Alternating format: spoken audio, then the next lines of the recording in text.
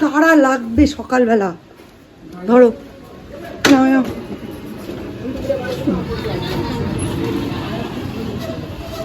11টার সময় চলে যাবো তাহলে। টাটা। একটু তাড়াতাড়ি করলে বাবার সঙ্গে যেতে পারে। জীবনে কোনো গতি নেই দীপের। শুক্রবার কোথা থেকে সর্ষের তেল আনবো, এটাই হচ্ছে প্রাইমারি একটা চিন্তার বিষয়। দীপ নিচে নামুক, আমার না কাল রাতেই আনিয়ে নেওয়া উচিত ছিল, কিন্তু ওই যে বলে চোর পালালে বুদ্ধি বাড়ে, আমার হয়েছে তাই দশা। কালকে আনালাম না, আজকে সংকীর্তন করছি। এইগুলো কেটে না দিলে না গাছের বৃদ্ধি নষ্ট হয়ে যায়। বাবা, মিস্টার বিশ্বাস বেরিয়ে গেছেন, এক্ষুনি সৌম্যও বেরিয়ে যাবে। Welcome back to Jinia blogs. Jinia ব্লগসের নতুন একটা ব্লগে তোমাদের সকলকে অনেক অনেক ওয়েলকাম। আজকে দীপের পরীক্ষা, কমার্শিয়াল আর্টস, আজকেই ওদের পরীক্ষা শেষ। আর তোমরা প্রত্যেকে আজকের দিনটা খুব ভালো করে কাটিও। আজকে আমার মাথায় অনেক চাপ, রান্নাবান্না অনেক বেশি, আর কি করে জানি না। আমার বাড়িতে ইঁদুর ঢুকেছে, এইটা একটা বিশাল বড় চাপ আমার কাছে। কারণ বাচ্চা কাচ্চার ঘর, কোন জিনিসে কোন বাটি থালা নিয়ে ওরা খাবে সেটার ওপর দিয়ে আগে উনি পদচারণা করে গেছেন কি না, এটা তো সবসময় ধুয়ে নেয় না। না, আমি যেমন আমাকে বললে আমি ধুয়ে মুছে দিই, মানে খুব টেনশনের ব্যাপার। আজকে একটা র্যাটকিল আনিয়েছি, আজকেই দেবো। ওর সমস্ত খেলনাগুলো এইখানে একসাথে করেছে। কি যতবার বলি এই জায়গাটা ফাঁকা রাখ, কেউ রাখবে না। প্রত্যেকেই জানো রান্না শুরুর আগে প্রতিদিন আমি এই এরিয়াটা পরিষ্কার করি, তারপর রান্না করি, আবার রাত্রে একবার পরিষ্কার করি। কিন্তু আজকে এসেই দেখেছি এইখান দিয়ে দৌড়ে উনি ওই কর্নারে গিয়ে ঢুকলেন। তার মানে কি করে উঠতে পারে এতটা লেন্দি একটা জায়গায়?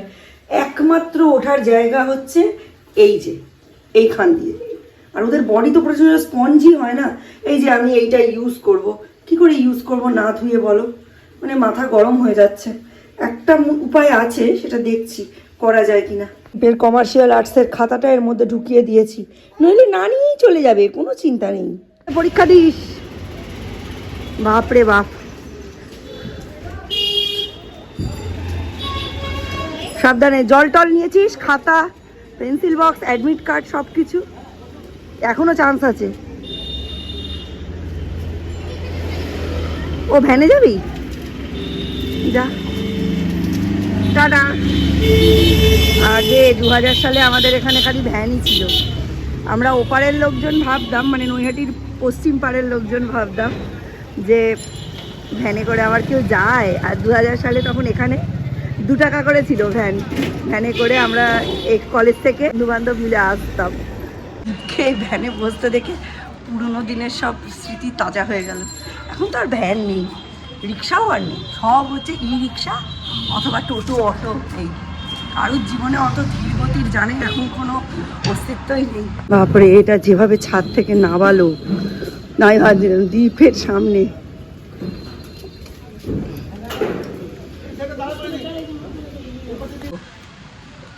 যেখানে দেখিবে ছাই উড়াইয়া দেখো ভাই, পাইলেও পাইতে পারো অমূল্য রতন। পাথফাইন্ডার ম্যাথ কে দিয়ে আসছি, হঠাৎ করে লিপুপুষি ডাকছে যে জিনিয়া তোমার ছেলে কি নিট জয়েন্ট কিছু দেবে? আনলাম দুটোই দেবে গো, নিটটা বেশি জয়েন্টটা কম। বললো আমার কাছে না পাথফাইন্ডারের স্টাডি মেটেরিয়ালসগুলো আছে ম্যাথের, একটু যদি লাগে আমায় বলো, আমি বিক্রি করব না, আমি গরিব হতে পারি, আমি বিক্রি করব না। আনলাম গরিব বড় লোকের ব্যাপারই নয়, বিদ্যা হচ্ছে অমূল্য রতন, সেই জিনিস কেউ মানে ছাড়ে? অবশ্যই নেব, সব নেব বাবা, এসব জিনিস ছাড়তে নেই। 11 20 কি সময় এসে পেলাম, আর যদি কয়েকদিন আগে পেতাম 11-এরগুলোও কাজে লাগাতে পারতাম। অবশ্য নিটে জেইতে সবই লাগবে, স্টাডি মেটেরিয়ালও। পাথফাইন্ডারে ভর্তি হয়েছিল মেয়ে, তার স্টাডি মেটেরিয়াল। সৌর্যকে দিয়ে দিয়েছি একটু কমপ্ল্যান, 2টো বিস্কিট, একটা ডিম সেদ্ধ। এখন মুসুর ডালটা বসিয়ে দিয়েছি, এর মধ্যে ডাঁটা দিয়ে দেবো। ডাঁটাটা আগের দিন এই ভিজে ন্যাকড়ার মধ্যে এই যে পেঁচিয়ে রেখে দিয়েছি, বেশ ভালো হয়েছে। তবে এবার আর থাকবে না জানো, হলদে হলদে হয়ে যাচ্ছে।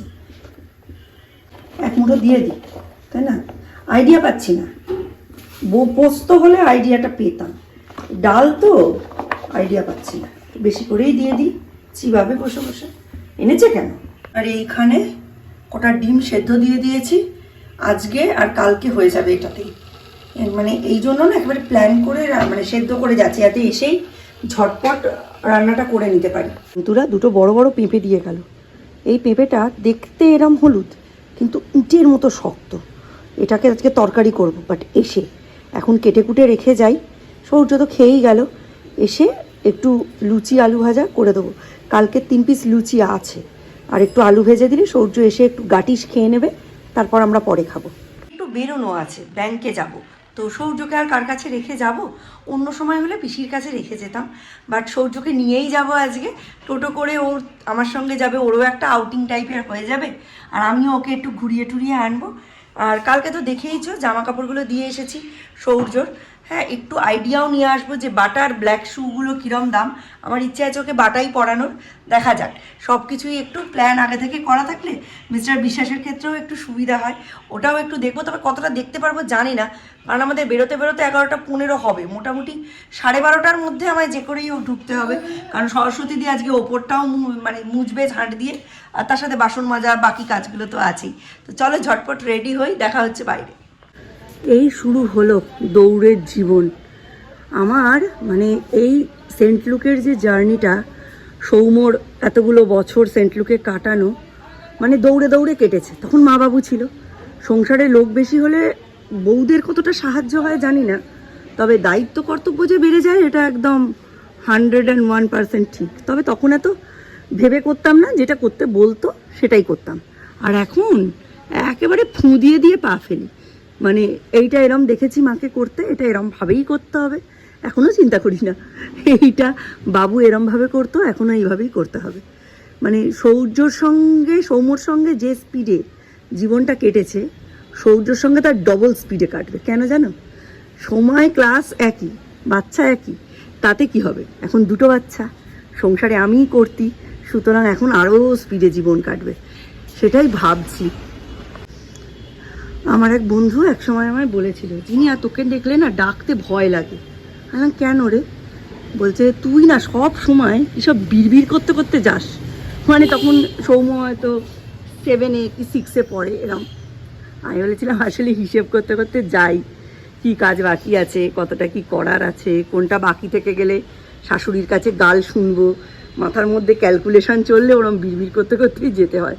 এখন ভাবি ভাগ্যিস সেই ক্যালকুলেশনগুলো করে চালাতাম, সেই জন্য এখন এত কিছু শিখতে পেরেছি। ওগুলো মেলে দিয়েছি, একটা সর্ষের তেল নিয়ে আসি, তারপর বেরোবো। কারণ আজকে শুক্রবার, আজকে কিন্তু রাতের দিকে সমস্ত দোকান বন্ধ থাকবে, তখন সর্ষের তেল পাবো না। সূর্যকে বাড়িতে রেখে তালা দিয়ে এখন যাচ্ছি সর্ষের তেল আনতে। এইটা থাক, সূর্য ভাবছে ওকে ফেলে রেখেই আমি চলে যাব। আরে না রে ভাই,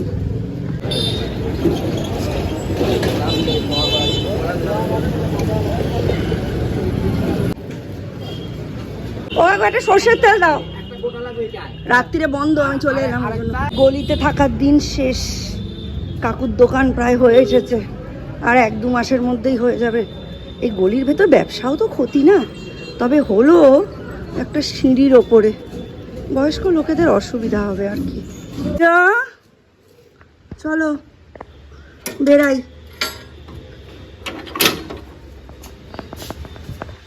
গুড মর্নিং সূর্যমণি, কোথায় যাচ্ছ? ব্যাংক? বাবা, ব্যাংকে যাচ্ছ? ডকুমেন্টস কই তোমার? আমার ব্যাগে। নাক ছাবিটার সঙ্গে কানের দুলটা কি সুন্দর ম্যাচ হয়ে গেছে দেখো। আমি ভাবতেও পারিনি যে ম্যাচ হয়ে যাবে, কিন্তু হয়ে গেল আলটিমেটলি। সৌর্য দেখে বলছে এইসব আমার কি পড়েছে, জন্ম থেকে তো সব আমার করতে দেখিনি, অবাক হয়ে যাচ্ছে। স্টেশন ওপার, ওপার কোথায়? অরবিন্দ রোড, চলো যাই। এই কয়েক কপাল, আমি যে টোটোটায় উঠেছি, উঠে বলছি স্টেশন যাব, বলছে আমরা ওপারে যাব। ওপারে এসে দেখি ওনারাও পিএনবিতেই আসছেন, আমরাও পিএনবিতে, একসাথে সবাই নামলাম, 30 টাকায় হয়ে গেল। এই রাস্তা দেখে বলছে এত খারাপ রাস্তা, এই রাস্তায় কেন এসেছে? ঠিক হয়ে যাবে, তো চিন্তা করতে হবে না, চলো তুমি আগে আগে চলো, দুজন যাওয়ার রাস্তা নেই, ওই সোজা একদম সোজা। এই তো কালকে এলো, কালকে পরে বলছি কেমন লাগছে নোসপিনটা পরে, বলছে একটা ডালের বড়ির উপর আরেকটা ডালের বড়ি বসেছে। এই তো আমার কপাল। সুবর্ণা টাটা, আবার মঙ্গলবার। পায়ের দিকে তাকিয়ে হাঁটো, বরবাদ রাস্তা, বরবাদ হো গায়া রাস্তা। ব্যাংকে গিয়ে কেমন লাগলো বলো? এখন তোমায় আর বাড়িতে রেখে যাওয়া যাবে না, এখন তুমি বড় হয়ে গেছো, আমার সঙ্গে সঙ্গে ব্যাংক পোস্ট অফিস করতে হবে তোমায়, ঠিক আছে? হ্যাঁ, আর এই আমরা কোন রাস্তায় ঢুকলাম ভালো করে দেখে চিনে বলো তো, এটা কার কোন স্কুলের রাস্তা? এটা সেন্ট লুকের রাস্তা। এইটা এটা এটা কোন স্কুলের রাস্তা? সৌচদ্বীপ স্কুলের রাস্তা। এই আগে গেটটা দিয়ে ঢুকবে, এটা না এর পরের গেটটা, এই যে বোগেনভিলিয়াওয়ালা, এই গেটটা দিয়ে ঢুকবে, দাদার ছবির পাশের গেটটা দিয়ে, ঠিক আছে?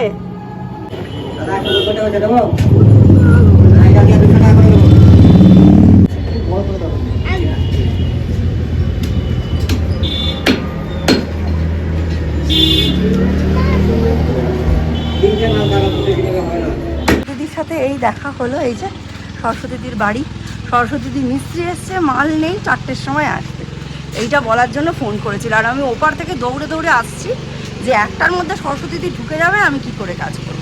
তো এই যে 2.5 কিলো চিকেন নিয়ে নিয়েছি, এখানে 130 টাকা কেজি। ওই দেখে আলো সামলাতে পারলাম না, নিয়েই নিলাম। অনেকগুলো কাজ আজকে ওপরটা করার দরকার ছিল, বলছে বিকেলে গিয়ে কোনো রকমে করে দেবো। ও বিকেলে কাজের যে কী গতি করে কে জানে। আসলে এই টাইমিংটাতে না সরস্বতীদির কাজ পড়েছে, আমি দেখেছি যখন সরস্বতীদি সকালের দিকে করতো তখন কিন্তু সরস্বতীদির এত কামাই অফ বা এত হাফ এসব হতো না। এই 1 বছর ধরে সরস্বতীদি এই বেলার দিকে করছে, তো বেলার দিকে সরস্বতীদির কাজ পড়ে। আমি দেখবো যদি বলে টোলে সরস্বতীদিকে আবার আমি ইয়েতে করাতে পারি, মানে সকালের দিকে করাতে পারি, তাহলে ভালো হয়। প্রথমে তো ঠিক করেছিলাম যে একটু ডিমের ঝোল করে নেবো, পেঁপের তরকারি করে নেবো, আর তার সাথে সাথে ডাল করে নেবো। ডাটা দিয়ে দেখলেই মুসুর ডাল সেদ্ধ করেছি, কিন্তু এখনই প্রায় 1টা বাজে, সরস্বতীদি আসবে না। একটু বাসনগুলোকে বাইরে গামলা করে রাখতে হবে, সরস্বতীদির জন্য ভিজাতে হবে। আমি এখানে ভাত বসিয়ে দিয়েছি আর এখানে মাংস করে নিচ্ছি। মাংস আর ভাত হলে আমার আর সৌর্যের ভালো মতো হয়ে যাবে। আর দীপ আজকে ওর বাবার কাছ থেকে টাকা নিয়েছে, আজকে যেহেতু ওর অ্যানুয়াল এক্সাম শেষ, ওনাকেই খাবার অর্ডার দিয়ে খাবে, সুতরাং ওর রান্না নেই। আমি আর সৌর্য দুজনে মাংস ভাত খেয়ে কাটিয়ে নেবো, বিকেলে দেখা যাবে। এখন এরকম হচ্ছে, কোথাও বাইরে বেরোলেই না এত শরীর টায়ার্ড হয়ে যাচ্ছে, মনে হচ্ছে ঘুমিয়ে পড়ে। আমাদের দেখো চোখ ফুক বন্ধ হয়ে গেছে। আর যাই হোক, চলো এইগুলোই করে আসছি তাড়াতাড়ি এখন খাচ্ছি, সুতরাং রান্নাটাও তো তাড়াতাড়ি করতে হবে, আড্ডা দিলে তো হবে না। চলো হালকা করে আলুগুলো ভেজে নিচ্ছি। চিকেন রান্না আর কি দেখাবো বলো। আর এই যে আমাদের দুজনের জন্য এইটুকুনি চিকেন নিয়েছি, আজকে চটজলদি করবো, তাই বলেছি ছোট পিস করে দিতে, যাতে ম্যারিনেশনের দরকার না পড়ে। নুন হলুদ দিয়ে একটু ভেজে নেবো, তারপর ভালো করে ভেজে নেওয়ার পর মশলা দিয়ে কষিয়ে রেডি হয়ে যাবে। এটা আর দেখালাম না, হ্যাঁ আমাকে এখনও বাকি চিকেনগুলো আবার ধুয়ে ঢোকাতে হবে। খড়ির কাটা 2:10 আর আমার চিকেন রেডি। এই চিকেন আর ভাত আমাদের দুজনের খাদ্য। এই যে দেখো কি করছে, নিজের জামা প্যান্ট অবধি ছাড়িনি, এইখানে শুইয়ে দিয়ে আমি রান্নায় লেগে গেছি। হচ্ছে চিকেন, এই চিকেনটা ধুয়ে টুয়ে জল টল ঝরাতে দিয়েছি, ঝরে গেলে একদম প্রসেস করে ভেতরে ঢুকিয়ে রাখবো।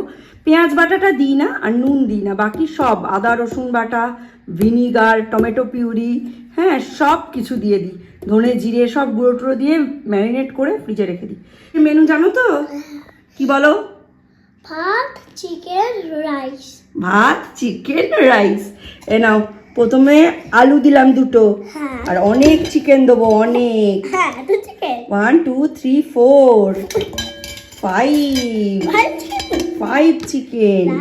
আমি ভালো করে ঝোল দিয়ে ভাতটা মেখে দেবো, আর তুমি একা একা খেয়ে নেবে। তুমি তো একা খেতে শিখে গেছো, তাই না? হ্যাঁ তুমি তো বড়ই হয়ে গেছো। আর এই আরেকটা আলু দিলাম, 5 পিস চিকেন, ঠিক আছে চলবে তো? অনেক আলু ভালো লাগে, তোমার আলু অনেক ভালো লাগে, ঠিক আছে চলো মেখে দিই। খুব গরম, এখন কিন্তু হাত দিও না বাবাই, পাখা চালিয়ে দিই নাকি? পাখা চালিয়ে দেবো? নরম না, নর্মাল। এসে গেছে, শরীরটা বড্ড ধকল লাগছে, ওকে দিয়ে শুয়ে পড়বো।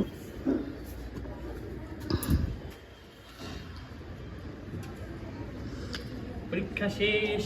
কেমন হয়ে রয়েছে? ভালো হয়েছে, ভালো হয়েছে। আচ্ছা, সুন্দর সুন্দর ছবি আঁকলাম। সুন্দর সুন্দর ছবি। হবে একটু।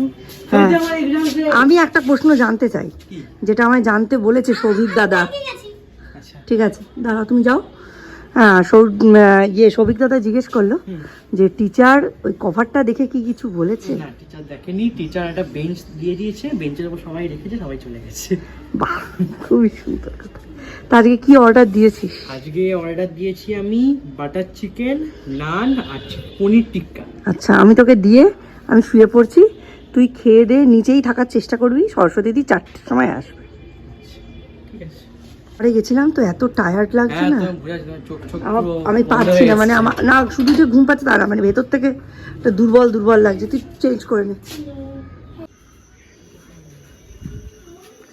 করতে পারবি? ওইটা একটু দরকার, একটু ছোট হলে ভালো। বরং এখানে আপাতত রাখ না, সর।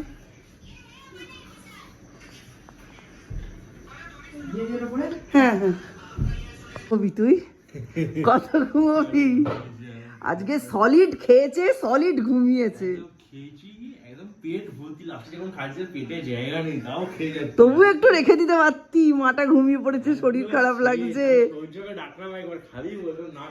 সৌর্য চিকেন আর ভাত খেয়েছে, তো সৌর্য কেন খাবে? এই জন্য ও তো অলরেডি 10 পিস চিকেন খেয়েছে, আজকে ছোট করে পিস করিয়েছি। 10 পিস মানে ওর 10 পিস চিকেন, মানে তুই ভাব ওটা নর্মালি 5 পিস। 5 পিস, হ্যাঁ। আর বড় হিসাবে ধরলে ওটা 3 পিস এরকম চিকেনও খেয়েছে। ওই জন্য না, আমাদের তো ছোট হলেই ভালো। উঠলাম, খেয়ে দিয়ে মানে ঘুমিয়েছি, আর উঠতে ইচ্ছা করছে না। ঘুম থেকে উঠেছি তাও ঘুমিয়ে যাচ্ছে, আর চোখ বন্ধ করে পড়ে যাচ্ছি। আমি ভাবছি দীপ না উঠলে কি হবে। যাই হোক, তোষক দিয়ে গেছে। কালকে আমি কটা বালিশ ওদের ওখানে দিয়ে আসবো। 100 টাকার ডিফারেন্স প্রকাশের সাথে, 100 টাকার ডিফারেন্স। হ্যাঁ, তা আমার এই 3টে মাথার বালিশ দিয়ে আমার আর একটু তুলো দিয়ে আমার 2টো বালিশ হবে। 2টো বালিশ হওয়া মানে ওখানে 3 600 টাকার মধ্যে কমপ্লিট হয়ে যাবে। আমি বাবাকে বলেছি আমি 2-3 মাসের মধ্যে মাথার বালিশের গল্প শেষ করব। মাথার বালিশ ফেটে ফুটে দীপ শুচ্ছে, সব বালিশ ফাটা। দীপ শুচ্ছে 16 বছর বয়সী হয়ে, উঠছে 76 বছর বয়সী হয়ে, সব চুল সাদা।